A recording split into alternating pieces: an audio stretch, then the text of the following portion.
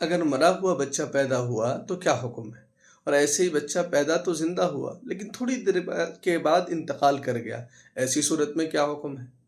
پہلی اگر شکل ہے یعنی بچہ مرا ہوا پیدا ہوا اور پیدائش کے بعد اس میں زندگی کے کچھ بھی آثار نہیں تھے، تو ایسی صورت میں نہ تو اس کا نام رکھا جائے گا اور نہ ہی اس پر نماز جنازہ پڑھی جائے گی، بلکہ اسے غسل دے کر ایک پاک کپڑے میں لپیٹ کر دفن کر دیں گے۔ لیکن اگر دوسری شکل ہے